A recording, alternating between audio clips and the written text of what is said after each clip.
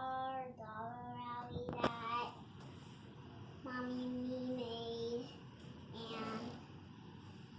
and I started on this table. Then there's a loud barrier, direction changer, and that's gonna split off that way. And then it's gonna go that way. Then that's gonna hit the wall, and then one's gonna start that way. Then those spirals are gonna fall, and one's gonna go that way. And this is where I branched off. And then it's gonna go up, and then it's gonna go down like that, and then it goes there. And then I made a speed wall, and 3 diamonds in a row.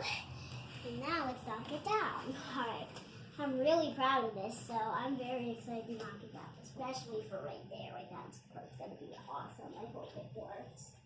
All right. Oh my gosh, I'm so excited. All right, 3, 2, 1, go! My falling part didn't fall.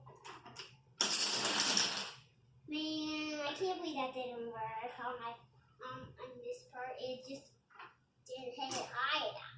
That was a fail. Well, now we know if we're going to do a speed wall after one that's falling down like that, that we need to have more dominoes hit it. All right. We learned something. Oh gosh, we didn't learn anything by that. Well, I think we did.